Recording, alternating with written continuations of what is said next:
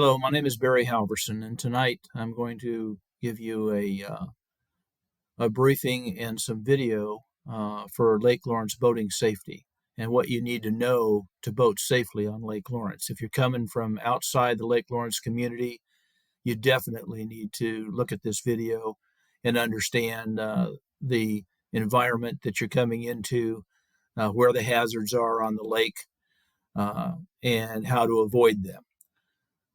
Just this last week, my wife and I had to tow a boat from the south end of the lake because they busted their prop on a rock outcropping down there. Serious damage to your vessels. This is the information that I'm going to share with you tonight.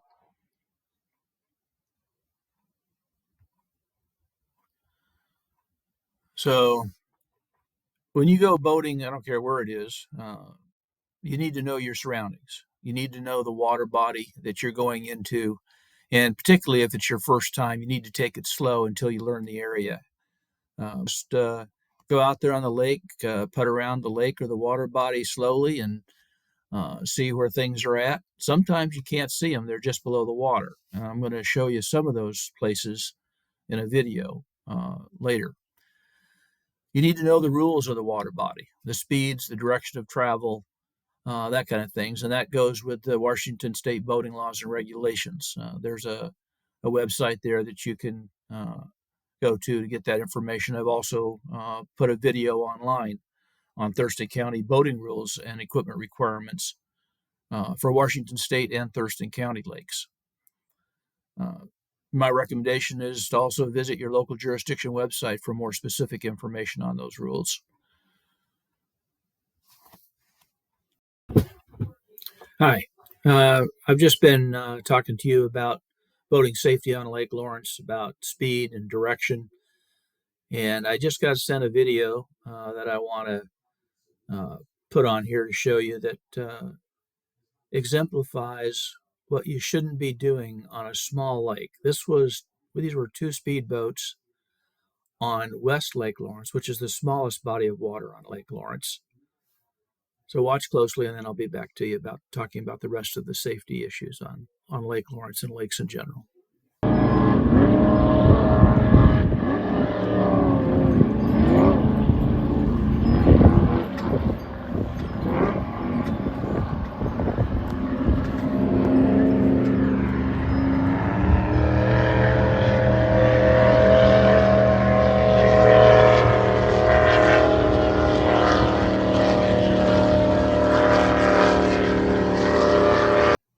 What I'd like to do is show you a video of our lake, Lake Lawrence, and some of the hazards around the lake that you can avoid if you know where they are. Some of them you can see and some of them you can't.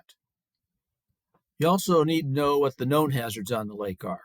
And Lake Lawrence, not unlike all lakes in the state or in the country, has shoreline hazards that will ruin your day if you don't pay attention. A boater found that out the hard way and ruined their prop here just this last weekend and had to be towed to shore. This is not an uncommon occurrence. So I'm going to show you that the video of towing the boat in and then show you the prop.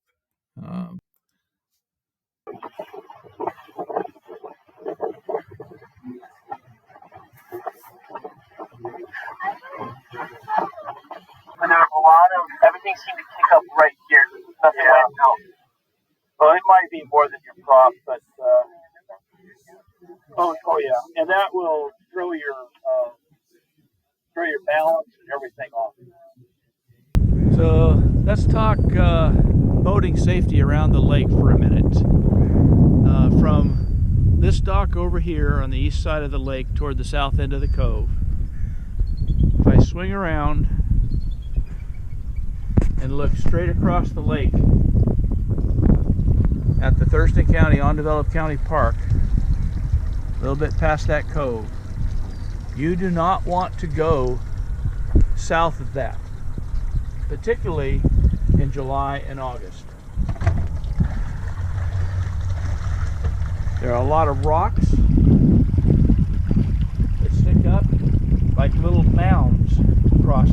lot of people have broken their props and motors going across there. So if you use a rule of thumb, as you're coming down here, if you're water skiing or you're jet skiing or you're just out driving your boat, there's a white buoy out front of this cove. And if you draw a line from it straight across, you want to try to avoid that area, particularly July through, like I said, the end of August, September, or even if we don't get any rain in September, even later than that, because the water level is very, very low. Most boats don't even go down in this area except kayaks, paddle boards, canoes, and small runabouts. That's it. So I'm going to go across here and show you where you don't want to go south of.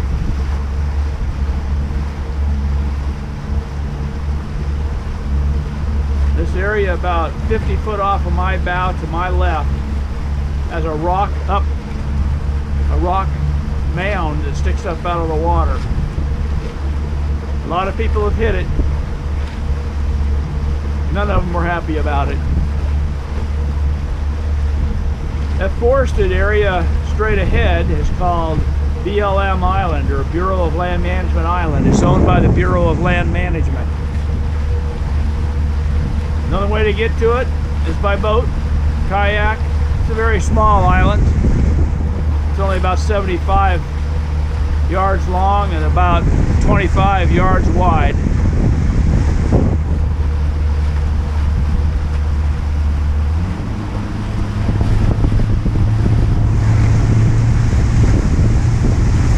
So anything to the south side of my boat, you don't want to go there with a power boat or a motor down, water skiing or jet skiing.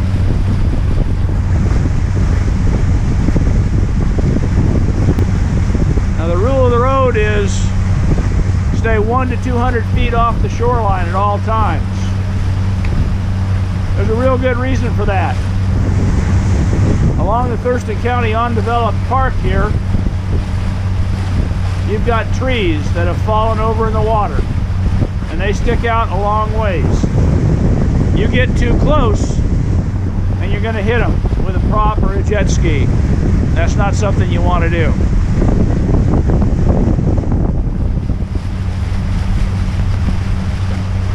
So right now we're going to go up this shoreline, and you don't want to get much closer than this in a boat, unless you're in a, like I said, a rowboat, a canoe, a kayak, or a paddleboard. The other reason is you got fishermen all along here. They got their lines thrown out as far as they can go, and you don't want to get tangled up in that.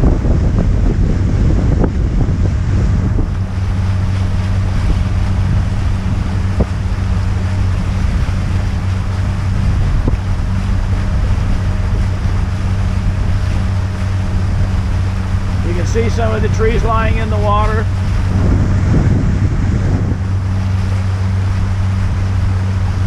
More. That one's a really long one, and the one coming up is a very long one. And as the water level goes down in the lake,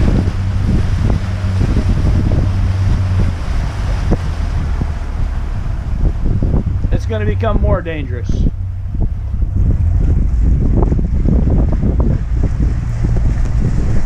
So we're going to shut off right here, and we're going to pick up over in Little Lake to another area that's pretty dangerous. Okay, this is the South Cove in Little Lake. It's another place you don't want to go. There's some pretty good tree snags in there that have floated in over the years. And the water is very shallow.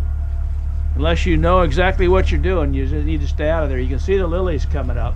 That should give you an indication. You can see the tree snags that are down on the water right there, down along that dock right there, the one sticking out of the water. That comes out about 60, 70 feet from the shoreline. You don't want to go in there.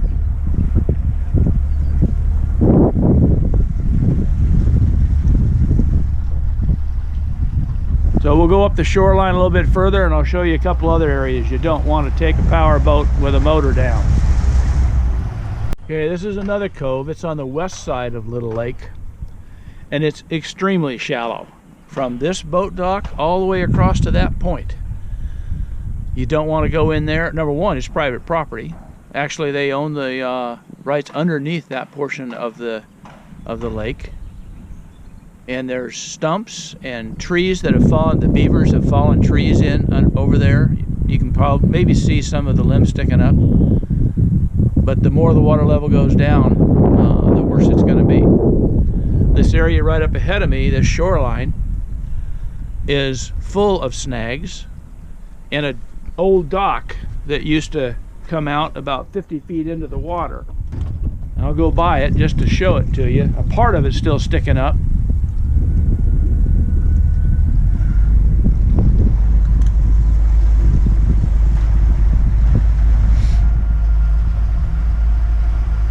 But it actually comes out right below the surface of the water about 50 feet. You can see some of the piling still sticking up out of the water right there. You get too close, you're going to hit it.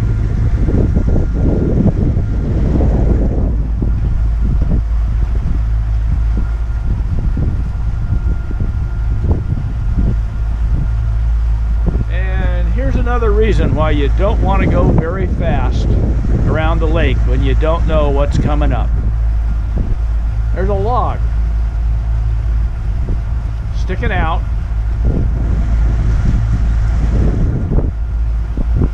A 100 feet out from the shoreline.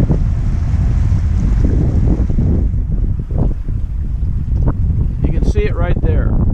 That's the tree that fell down in the water. It's sticking out all the way out to here. I'm literally only 15 feet from it with my boat. There's another one right over there, right up against the shoreline. So when you're coming through here, you need to be very careful and stay 100 to 200 feet off the shoreline, unless you're in a kayak, paddleboard, or canoe, or some other rowboat.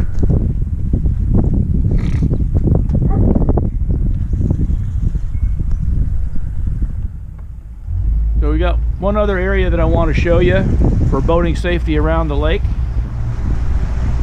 We'll be there in just a minute.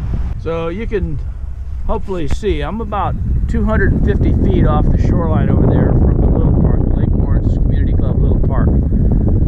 This is only 2 to 3 foot deep in here. They got wood snags that are sticking up out of the water. You do not want to get in that cove with a power boat or a jet ski unless you know exactly what you're doing. It's very muddy and very dangerous and very shallow very quick.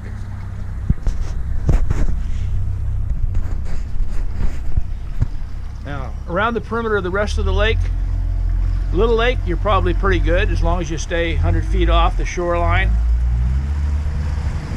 You read some of the rules that I put up front of this video. Please abide by them. Those are Thurston County codes. I've got one more place that I want to show you to stay out of. It's around Goat Island. We'll go over there next. And you can see what I'm talking about. But this is where the canal, if you looked at the canal tour that I showed you, comes out, is right here in this little cove. And that's the end of Goat Island, or the east side of Goat Island. Now the water depth along this area is about 3.5 to 4 feet currently. Toward July and August it gets down to about 2.5 feet. A lot of snags in there, a lot of clumps of dirt and mud, a lot of rock shoals that you can really upend a boat if you're going fast, or ruin a prop even if you're not going fast. So all along this, you want to stay out about this far from Goat Island, or risk damaging your prop or ruining your boat. Again, as I'll say in every video, kayaks, paddle boards, canoes are the exception. They can go in just about any place around this lake.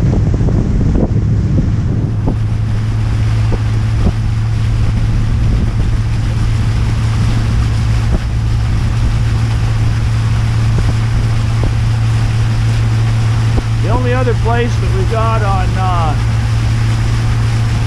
Lake Lawrence that's really shallow and dangerous is the front of the canal.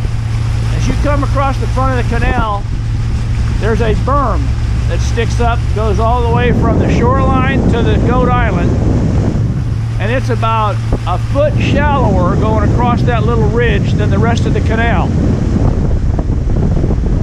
Particularly in July and August, I lift my boat motor up going down the canal and going across that shoal.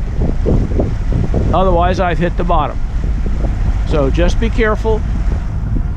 The front of the canal has a little shoal that runs from that point just over by that dock. Across like that. So slow down, take it easy. It's a no-wake zone going in there anyway. Lift your prop up if you got your prop down, your motor down, and enjoy boating. So that was to give you just some hints so that you can enjoy your boating recreation around Lake Lawrence. Please be safe and follow the rules. Thank you very much. You have a good day. Bye. If you're operating a vessel too close to the shoreline, you are asking for trouble, particularly here on Lake Lawrence. We have very shallow littoral areas around the lake, less than 2 foot in depth, and a lot of big rocks. Lake Lawrence has a lot of trees that have fallen into the water and have not been removed because of the State Shoreline Management Act and the County Shoreline Master Program. It's habitat for wildlife, and you can't remove it without a permit. So once it falls into the water, it stays there. And that can become dangerous because some of those trees are out 100 feet, as you'll see on the video. There are also a lot of naturally occurring hazards that are unpredictable. We don't know when they're going to pop up. They just do. So that's why motoring around the lake slow and checking the area out is important, particularly if you're going to be pulling a skier or racing around the lake or pulling a towable with kids on the back end of it. You want to know that the water's clear and that there's not going to be any hazards or dangers out there that are going to cause serious accident or injury to anybody.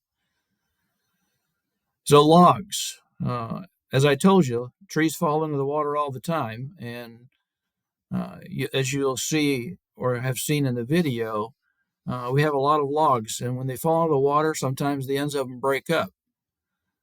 And this is what it looks like. This was just pulled out of the water just this last week by one of our volunteers. And if you came across that at night or after dark going 30 miles per hour, can you imagine what would happen to your boat, your watercraft, and yourself?